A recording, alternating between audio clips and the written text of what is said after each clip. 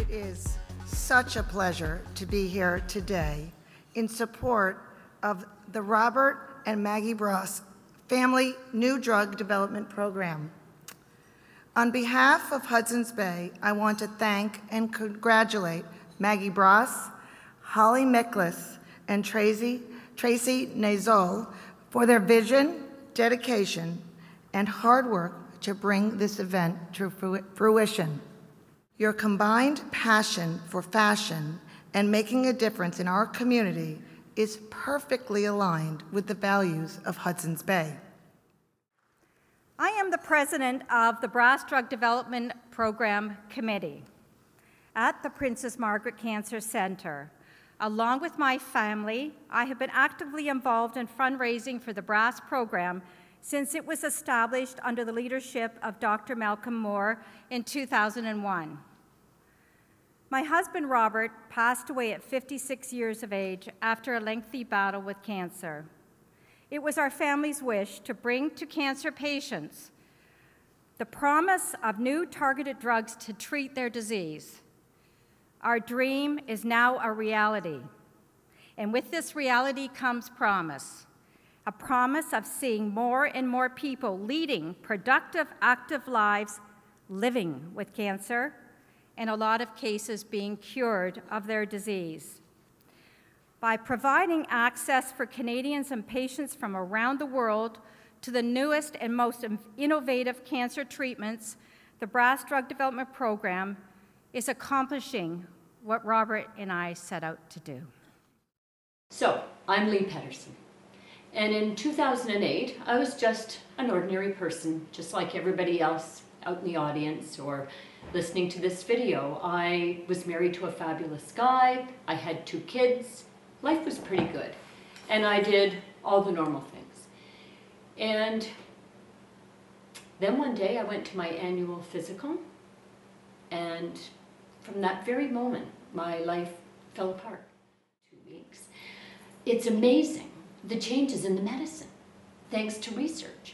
I started out standard, extensive surgery, thanks to Dr. Murphy, who is out of this world, a fabulous, think outside the box surgeon. I mean, I'm her biggest cheerleader. She did the slice and dice and throw away, and it was great. 6 hours. And then she started me on what was then the gold standard chemotherapy. And that worked for quite some time. And then when it was apparent that I wasn't going to continue on that, she handed me off to Dr. Annette Oza, who is with the Bross Drug Development Program. And what impressed me most, and it impressed the rest of the team as well, was that here was a woman who was fighting a sort of pretty aggressive form of ovarian cancer at an advanced stage, who would not let it defeat her or defeat the things that she wanted to do. My second clinical trial, I actually got the drug, and it suppressed my cancer, just kept it below activity. It didn't go away, of course, it wasn't a cure, but I was very happy to be able to resume a very normal life. And then he said to me, "Oh my goodness, we have found a trial for you. It is a phase 3, which is quite a ways along in clinical trials. Within 5 days, my symptoms subsided. Then they went away. I started to gain back some of the weight that I had lost, and I'd lost quite a bit in the previous year.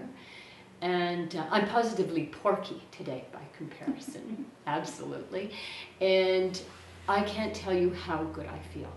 Truly, it's been 18 months. I do everything my friends do, with gusto, with energy, with gratitude. I have a great attitude, and best of all, I have hope.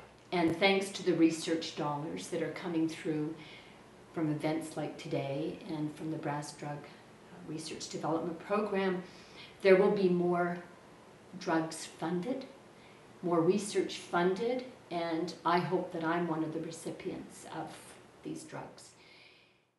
I want to tell you one tiny cycling story. 2009 was a tough ride, and the first 100 kilometers were out of Toronto and up Hamilton Mountain, where we camped overnight. I was riding along and started up what is now a legendary hill. We all refer to it as that hill. I was looking down, and I really didn't think I was going to make it. And suddenly I felt a hand on my back. Teammate Doug Palmer, a 2-time cancer survivor himself, had ridden all the way to the top, turned around, ridden back down, and without saying a word, he put his hand on my back and he pushed me all the way to the top. I will never, ever forget that feeling. Why am I telling you that? Because you, all of you, are the hand on the back of research, giving that push up that very steep hill. Because of you, the slogan, "Believe it, we will conquer cancer in our lifetime, and hopefully in mine," will become a reality. As Maggie said, Robert's dream 12 years ago was we would get to a day where each cancer patient was unique and that we could find the best treatment for that patient based on what's unique about them and their cancer.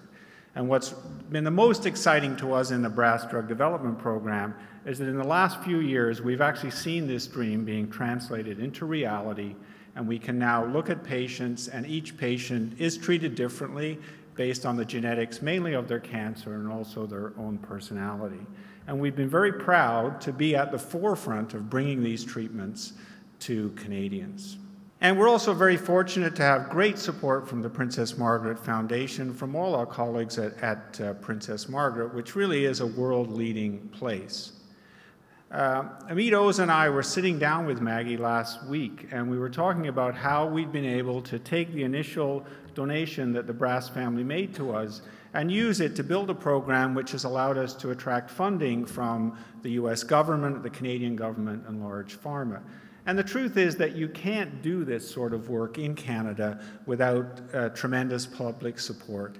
And on behalf of everybody in the program, I'd just like to thank all of you for continuing to support these sorts of events and support our program and the important work that we do. I think the video kind of translates all of this theory into real people who are benefiting from the kind of things that are being done at Princess Margaret today. And then finally, we really have to pay tribute to Maggie and the whole BRAS family. This program started in 2001, but Maggie and the family have stayed as friends, supporters, and mentors for us through the years, and for that we're profoundly grateful. So Maggie, wherever you are, thanks very much. Have you seen him? Not in years. How about her? No, but I hear she's in Queens with a man of her dreams. Well, funny, back then she said that about you. Now, hey, Sarah, you never guessed who I saw. Remember Johnny B? Remember him? We're best friends practically. Let's do the suit again. 10 years, that's what it's been. Can't believe how time flies by. Leaving you makes me wanna cry. These bruises make for better conversations. Loses the vibe that separates. Couldn't let you in again. You're not learning how you've been.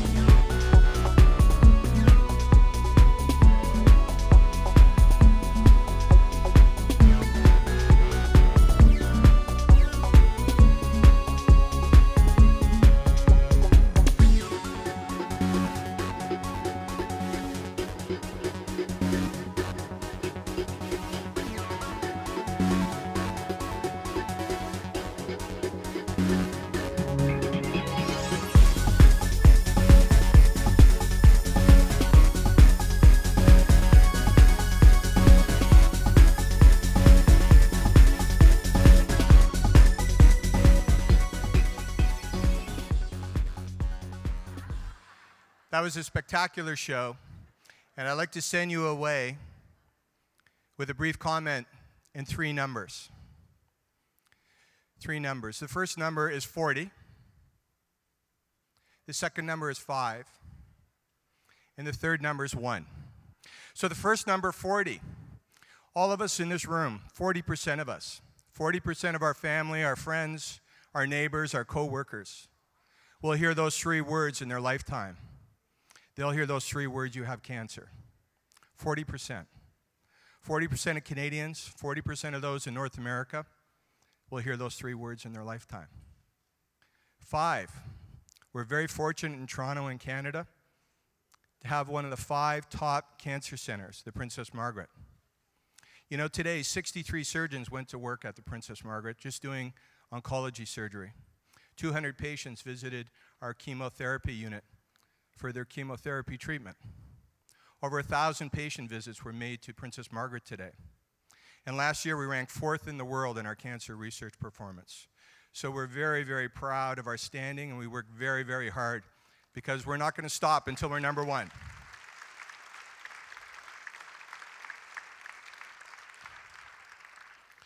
And number 1 is my last number. Maggie, you're number 1 with us.